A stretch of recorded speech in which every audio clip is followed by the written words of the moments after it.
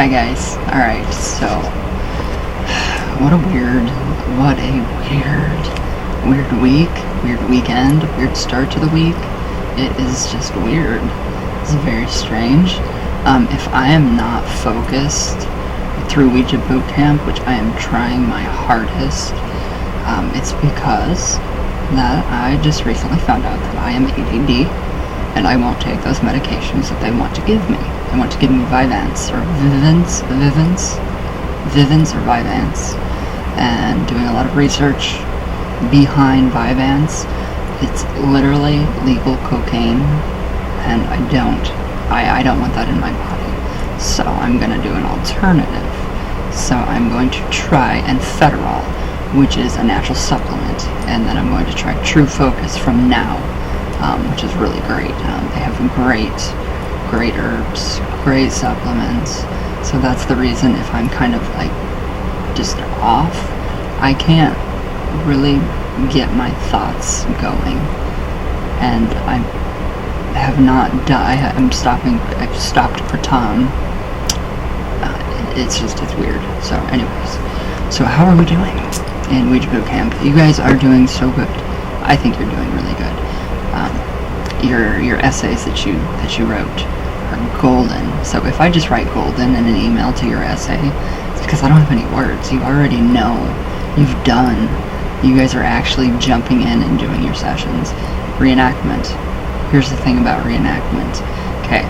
I think it was Nicholas, you asked me, when do we actually start to see channeling from the reenactment?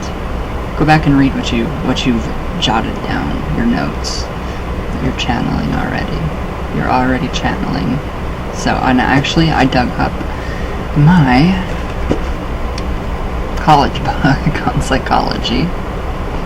So I actually have some pretty good information on the psychology behind why you're doing what you're doing and the results. So I tried to find the ego, because your ego is the one that is telling you this is silly, this is not right, this is wrong, you can do better. So that's your ego just hammering you. We let our egos hammer us. So that's the id, just a form of ourselves. So creative thinking. This is really cool because this talks about Carl Jung, and if you have this book, I don't know where you can find it. It's called Psychology for Life Today by Foster, Charles R. Foster. So if you can get a copy of this is just from my college courses that I took years ago. I wonder if I've dated it. No, I haven't dated it. So, creative thinking. So this is where this comes into play. Your imagination is key when you are using the board. So, creative thinking. Any thinking may become creative if it involves coming up with new or original or different ideas. So, different from those that were previously present. So, creative thinking is merely thinking which produces unconventional or original thoughts. So, psychologists have attempted to explain what happens in creative thinking, but basically they find it no different from problem solving. So, they do know, though, that in creative thinking there usually seems to be a point where the person doing the thinking comes up with a new idea. You're channeling. You're channeling. That's what you're doing with that. You're channeling. So, some of the older theorists thought of this as an insight into the situation and felt that it was a form of perception, a seeing through of the situation or problem, occurring spontaneously or rather suddenly. So they called it the aha theory. Aha. Now I've got that. So that's when I talk about the aha. I knew it. Or that's that theory, the aha theory. So, which is quite observable, but very hard to explain. So psychologists have also turned to another approach in which they have sought to describe creative people to see if they are different from other people. So tentative ideas about this have included the view that creative people are more flexible, more open, more willing to see more than one side to a problem. They are less likely to be hidebound or conservative in their thinking. So this is where the ego comes in big time. your ego is going to pop up and it's going to tell you that you're wrong. Everything that you're doing is wrong, it's silly, it's stupid, it's ridiculous. So you have to get rid of the id. The id, which is you. Another form of you. The ego. There's so many different types of you. We have many different types of us. So you're not just a Ouija user, or a witch, or a pagan, or, you're so many different things all in one. So, alright, they also seem to be more willing to undertake difficult tasks, and they seem to have a good bit of imagination. So they are they are not inhibited about saying what they think, even though it may sound crazy to others. They also have been shown to have considerable humor and enjoy noting the funny side of things. In short, they are freer and more unconventional than other people. So that is creative thinking. That would be probably all of us, all of this group. So I think that's pretty cool. There are pitfalls in thinking, so this is all going to help you with your Ouija sessions. So, having discussed the role of concepts in thinking, why we think and how we think, we shall now consider some of the common errors in thinking. So, there are snap judgments. This is where it's going to come into the Ouija big time. That's a snap judgment. I'm really glad I found this book. It just kind of happened to fall out at me. A very amazing idea. Or thing. I'm gonna ship out a few books today. The pentagrams are still curing. Your board, Mallory, has cured. It's curing right now. So I have to do the wet sand, and then it will be sent off to you. So 2 books will go out today. The Ouija Witches workbook, and then tomorrow I will be sending out your board planchette, Oregon planchette, of course, and the pentagrams, and I think you're going to really like it. I sent you your email. I hope you like it.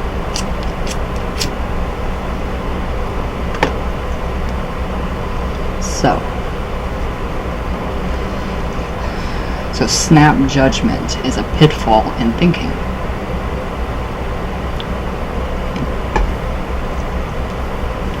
I love psychology.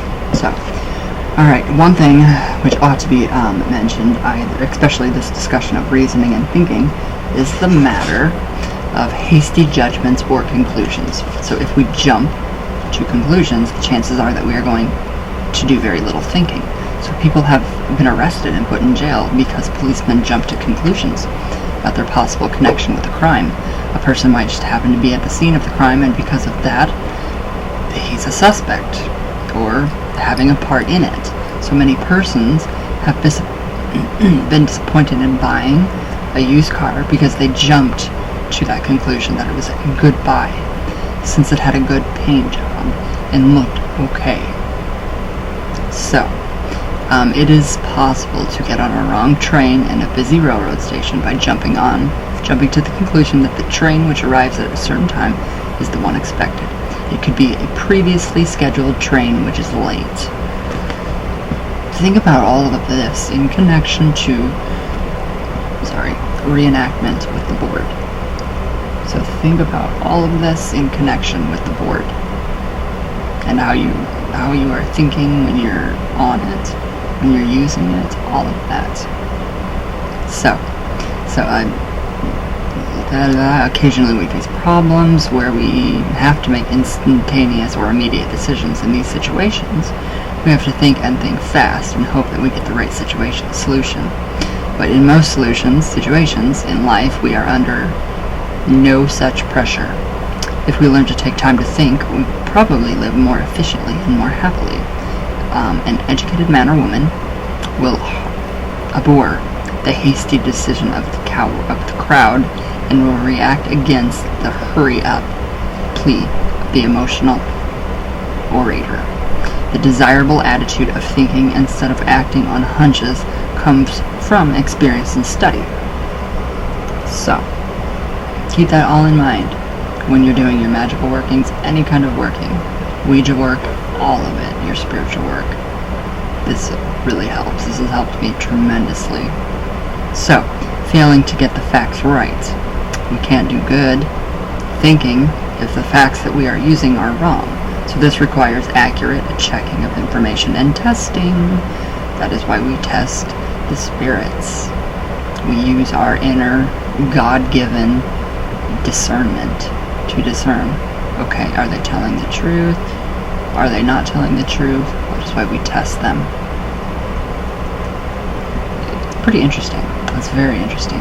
This book goes into the ideomotor effect. It goes into everything, and I love it. So, okay, so for example, in football, the players and coaches work out a play which can't go wrong. It is based on certain anticipated movements by members of the opposing team. However, in case after case, the play does go wrong because the opposing players don't act the way they were supposed to. Does this make sense to you guys in relation to Ouija or any form of spirit communications or magic? So, chance occurrences may upset. Chance occurrences may upset all of the offensive calculations. So that is where synchronicity comes in. Nothing happens by chance. Furthermore, the defense may have some plays which are entirely different from those the offensive team thinks it's going to meet. So if we turn to recent world history, we find an example of faulty thinking, which has become a classic in the world of war and politics. It is the story of the Maginot Line. The Maginot Line was a series of enormous defenses consisting of gun emplacements with higher power weapons, understanding passageways for munitions and troops, and obstructions to prevent the passage of tanks and other military equipment, and it stretched along this entire boundary of France on the German frontier. I promise this all ties into Ouija. I just really love psychology. It's great. Yes, I had time. 2 minutes, literally 2 minutes to do that. I didn't think I had it in me. 2 minutes. And they came out like that. I was very impressed. So, alright. Where did I go? I don't know where I went. Okay. So yeah, when World War II broke out, the German military forces overran France almost at will. So they developed new techniques for assaulting and overcoming the fortress, like gun emplacements, which are considered attack-proof. And they also simply bypassed the line by going around it and flying over it. Modern air power. Everyone should know the story of the Maginot Line because it illustrates the enormous dangers which can follow faulty thinking. So are there any Maginot Lines today? Yes, there are lots. Okay, so this is one of the faculties in military thinking. A nation may spend incalculable sums of money establishing a defense in one part of the world, only to be overwhelmed in another. This is possibly one of the reasons for the national disillusionment in the United States with a reference to the war in Indochina.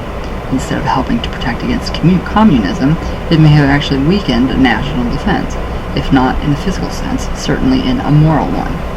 So we can see where that all ties into our thinking, the id, our ego, that part of ourselves that says, you know, you're doing this wrong, you're not doing it right. That all ties into this. It's great. So, perhaps there are moral as well as physical magnet lines. It is something for the student of psychology to ponder. That.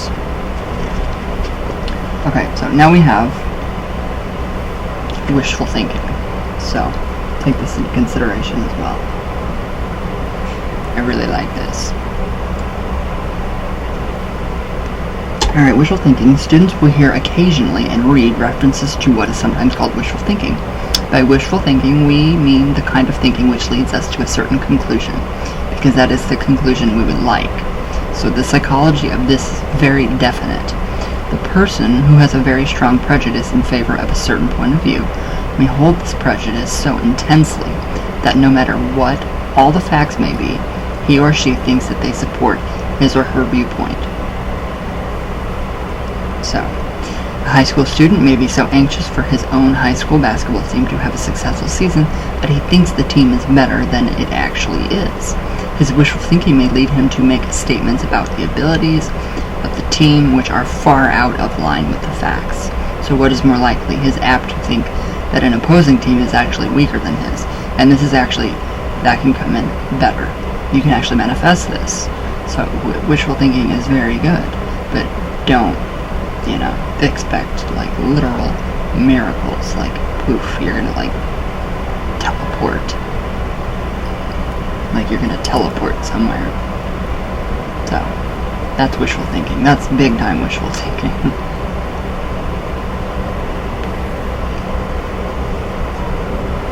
Alright, so during a war, the people of one nation may think that the people of another nation, with whom they are in a life and death struggle, are disconnected with their leaders and on the verge of a revolution. Wishful thinking tends to distort our judgment. When we are very sure that a certain condition prevails, we would do well to ask this simple question: do the facts justify our belief that this is the case, or are we engaging in wishful thinking? So it's not always bad, it's not always good. Discernment is the best thing that you can do with this. So the fact that wishful thinking occurs shows that the mindset, that is, the way in which we approach a problem, a new experience, which would be Ouija, or a new fact, is instrumental in determining how we will understand and interpret the new experience. So the way in which wishful thinking enters into our daily affairs and interferes with the successful carrying out of many projects will be clear to the student if he will think of experiences he has had in which this influenced his decisions. So it gets pretty deep. It gets really deep. So in selling articles, sales people frequently engage in wishful thinking as to the wants and desires of the public. So anxious is the salesperson to think that people ought to buy a new product they have to sell, that they actually make themselves believe that people need and want the product, whether they do or don't. That can come in very handy. That can come in very handy for all of us, especially in Ouija and especially in magic. So manufacturers will place new products on the market, and sometimes these products will fail.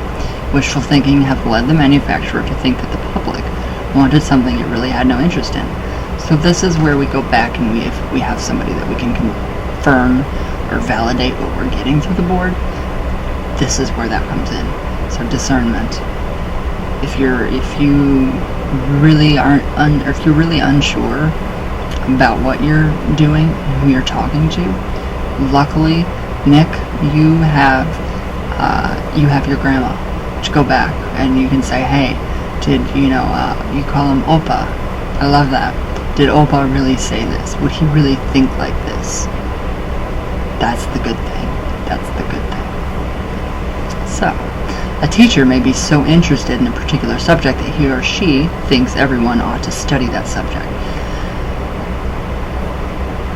I am a little guilty of that, but I think that's just my wishful thinking of wanting the world to understand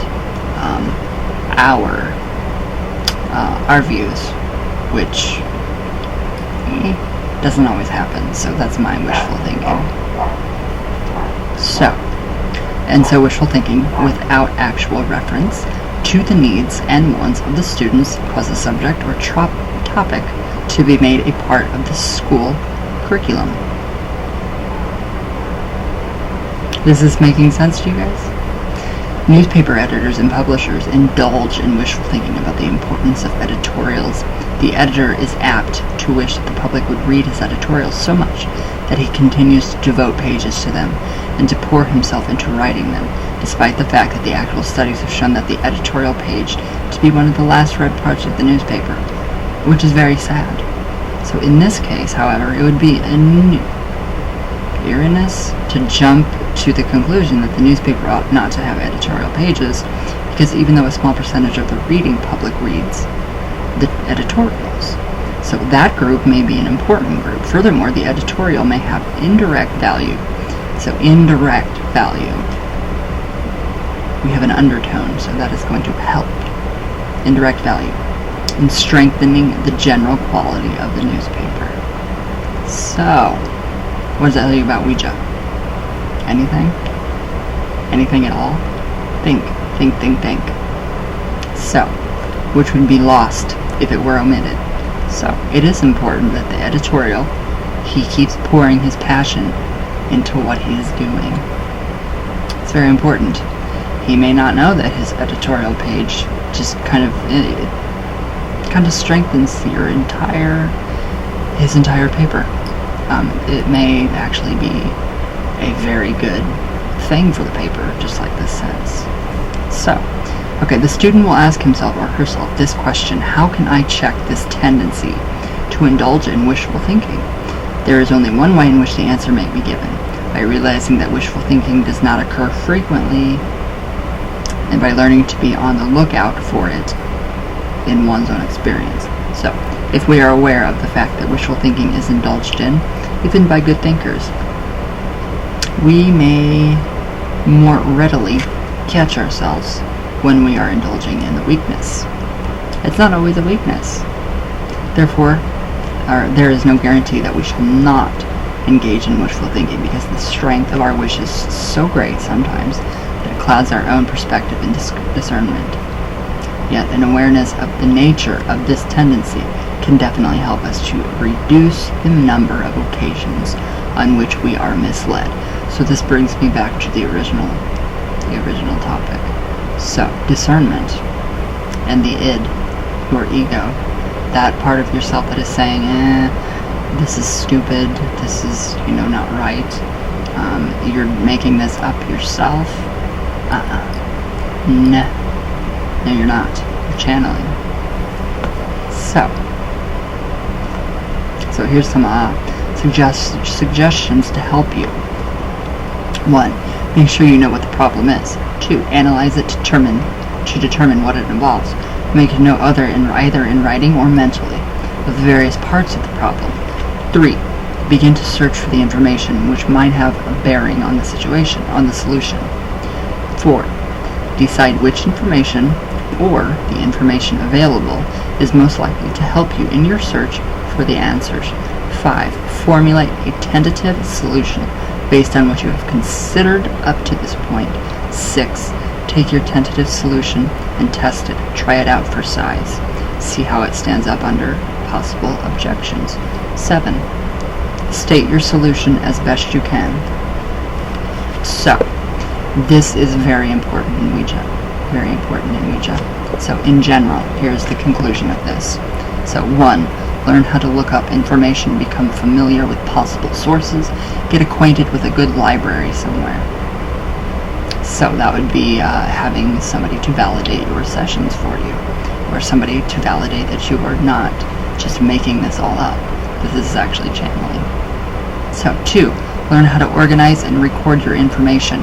That is the biggest key. Organization. Organize and record your information when you are Ouijaing. 3, form the habit of checking and rechecking important facts, which is amazing. So, number 4, experiment with your information. Try it out when possible. So, doing these things, I'll actually blog this for you guys, will help you. It is going to help you to decipher, am I getting the right answers? Am I making this up? I'll answer that for you. No, you're not. You're actually jumping in and channeling. So, there's a lot. There is a lot in this. So, we go into emotions. It is just crazy. You have, just so much in here that I can actually go into. And emotional responses resulting from conditioning. So that's kind of what we're doing. So producing the desired effect. That's what we want. We want to produce the desired effect. So with you're thinking wishful thinking, but when we discern it, we find out the truth about it, and you have done those steps in problem solving and then in general, looking up your information, writing it down, recording it, that's where you get it. That's where you get the good stuff. It's in between the lines. So what we want to do is produce the desired effect for channeling. So when people are placed in an environment which there are certain stimuli or situations which will arouse their emotions. So this is the full entire reason for why we create an atmosphere, why we build altars, why we have religious paintings and icons and artifacts. It's amazing what they do. They trigger stuff in our brains. So it will arouse the emotions. It is certain that they will react in an emotional way. So this is a very important fact in psychology, because it means that if we want to produce certain emotions, all we have to do is expose people to the stimuli or situations which we know will produce this kind of reaction. So thus, when we want to create a feeling of school spirit, or I'm going to take an example of being or feeling spiritual, or just feeling witchy, or the feeling, we arrange things so that the stimuli which will arouse this feeling are present. We use flags, bands, people who are liked and who are leaders, songs, decorations, and other ways to produce the desired emotional effect. I love it. I love it when psychology backs up what I fucking say. Sorry, I do. So yeah, that's a very important. That tells you right there why it is so important to create your atmosphere, to get to know your atmosphere, check in with your body, your emotions, see how you're doing, see how you feel that day. So important, you guys. So here's another synchronicity. Churches are familiar examples of design and decoration intended to produce atmosphere. Okay, I need my fucking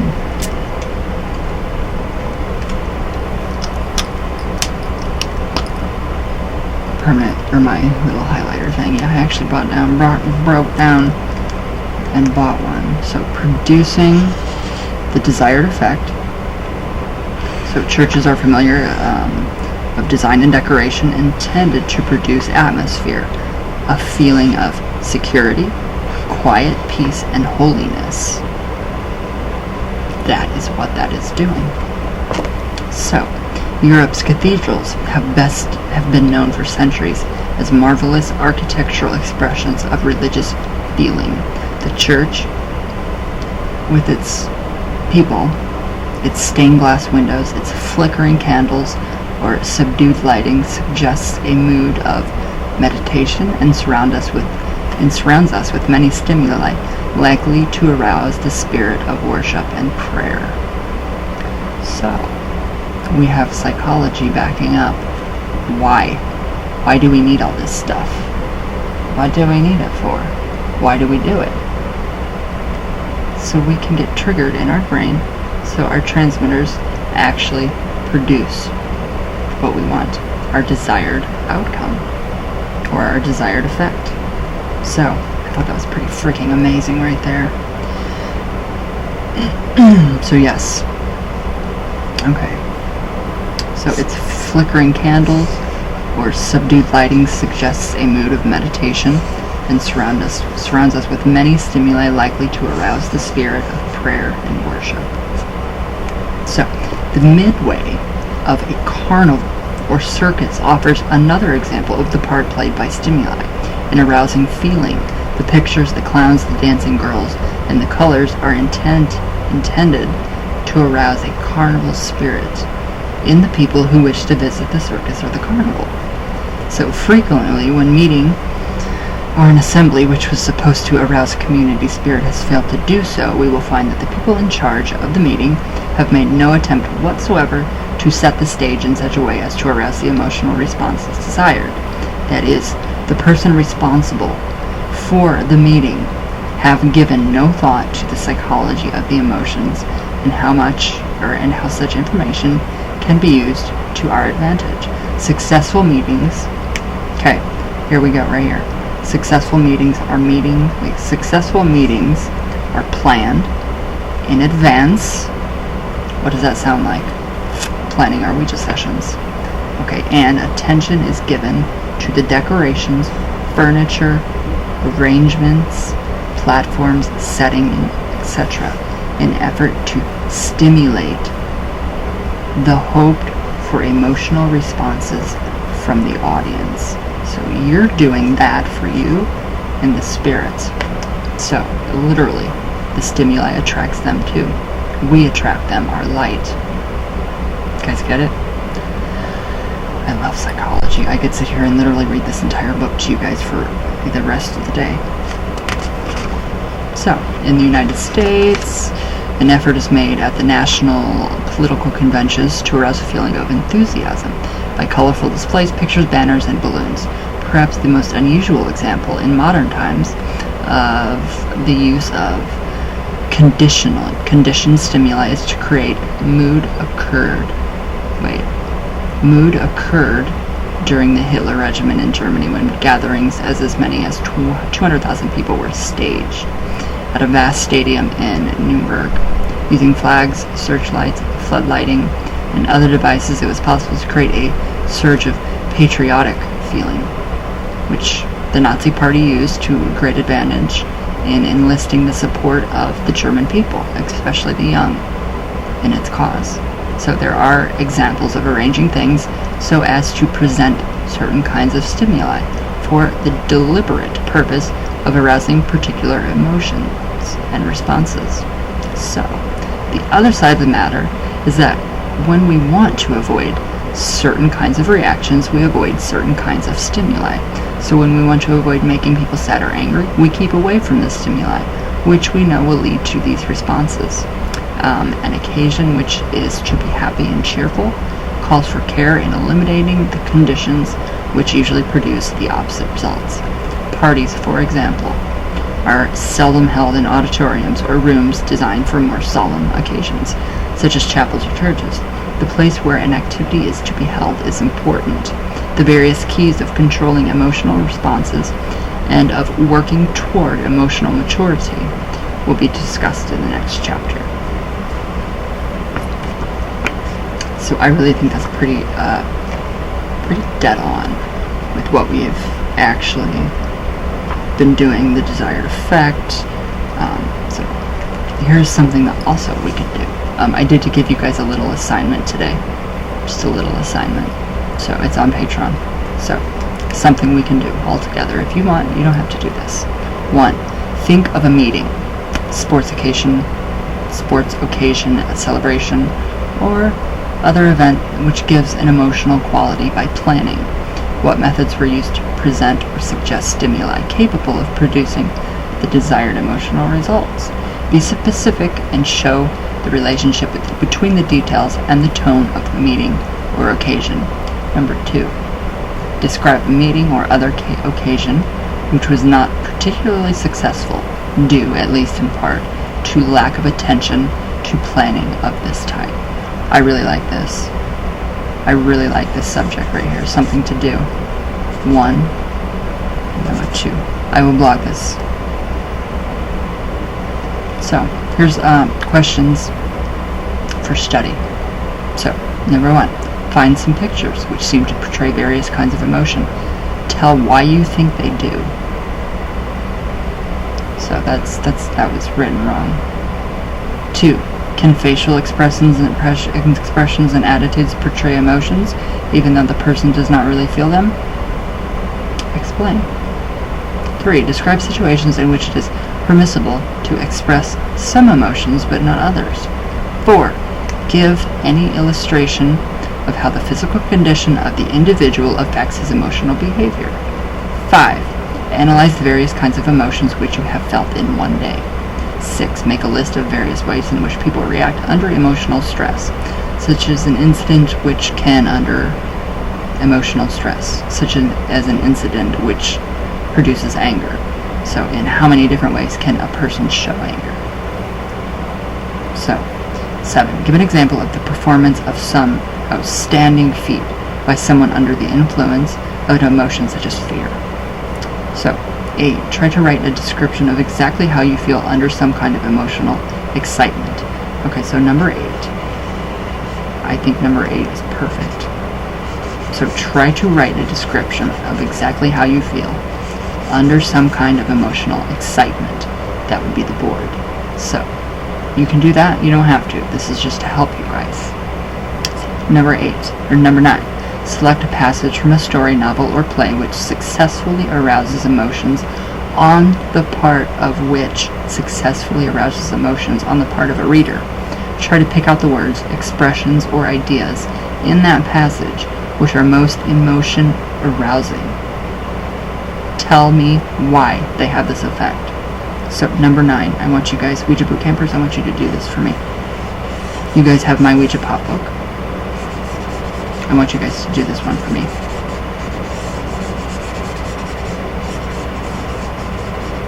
So I will definitely be vlogging this for you guys.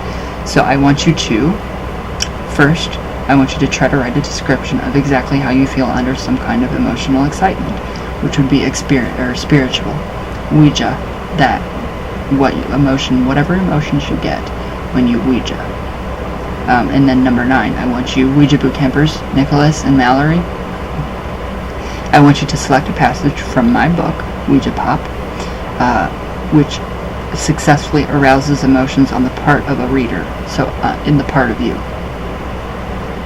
Try to pick out the words, expressions, or ideas in the passage which are the most emotion arousing, and then tell me why they have this effect on you. I think this is pretty cool. I'm very happy that I found this book today. So, with metaphysical, anything, Ouija, the occult, witchcraft, magic, it's really, seriously, it's all science, brain science, it's astrological influences, it's everything. So, it's just how we react. So, managing emotions. So, that's what I really want you guys to do right there for me. I'm actually going to bookmark that. Cool. I can use this as a bookmark now. So I do want you guys to bookmark my page for me. No, I just want you guys to do that. So I will definitely blog this part for you guys. This is a very big book. I love this book. It did change my life when I actually was in school doing this.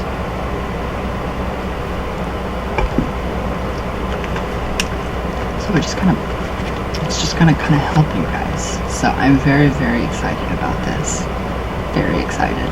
So I'm gonna be throwing in a little bit of psychology, which I think is amazing. I've always wanted to be a psychologist or a psychiatrist or something, a social worker, a caseworker, a talk therapist, but I have my own crazy freaking problems myself, so if I get sidetracked easily, it's my ADD kicking in. I don't have anything to control that right now, not until Wednesday, and I don't even know if that natural, see, I'm getting off track. It's frustrating, it's really frustrating.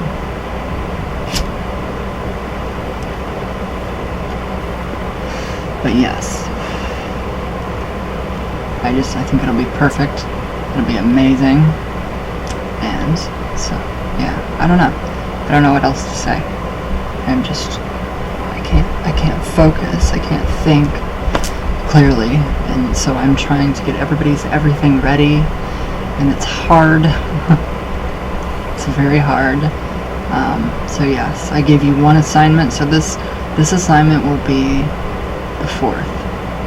So we're really actually digging into the psychological side of the board. So, okay.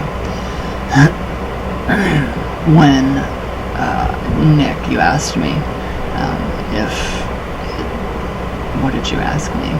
If the board, when you're doing the reenactment, you already know what you hear that in your head, the message, and then you spell it out. So that is what I want you to continue to do.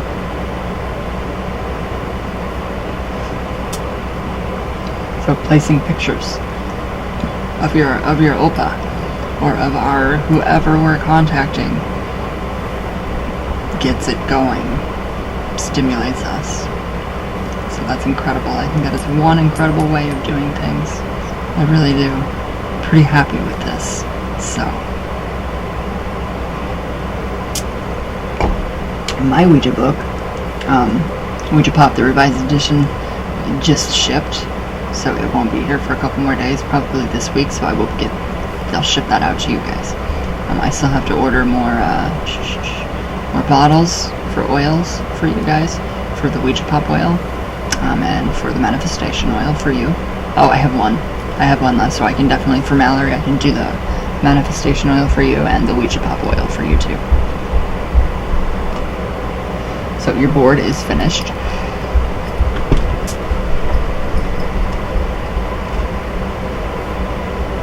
And your guys' pentagrams are finished. And I know you both wanted inverted ones. So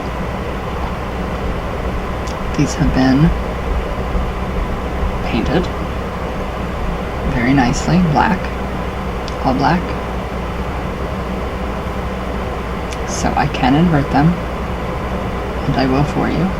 I will just cover that up, and I will put bails on those tops, just like the other one, and then I will send you guys these. Whoopsie-doopsie.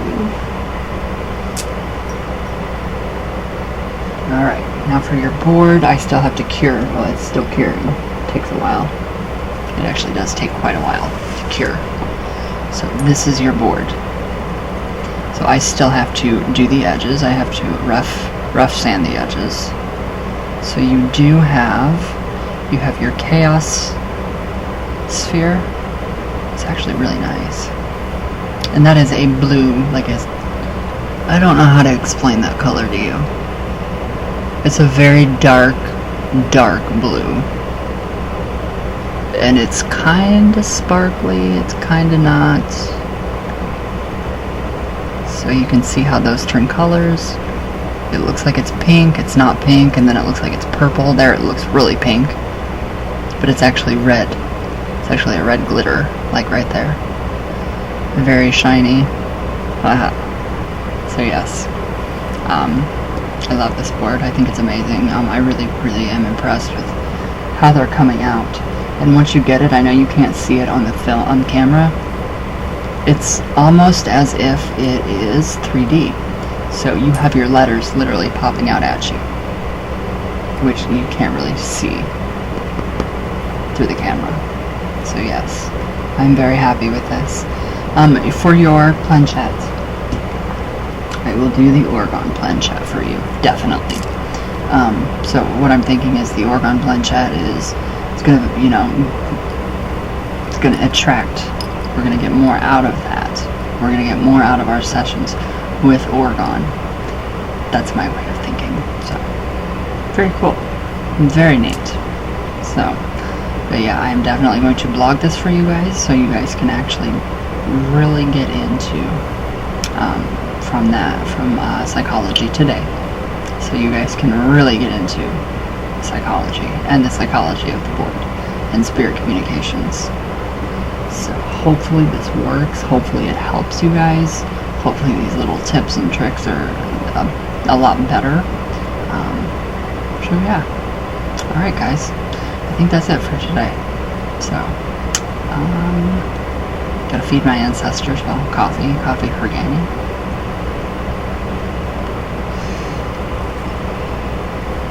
And then I will be sending out books today, the journals. And then everything else will go out tomorrow. So I just might send them out all together tomorrow. It just depends. I don't know. I've got to focus. I can't focus, so it's very, very difficult right now. So yes, but alright guys, I think that's it. I think that is it. You guys are you're doing amazing. You are doing amazing. I love it. I love you guys so much. It's incredible. So yes, I'm getting a really big whiff of Egyptian love magic oil.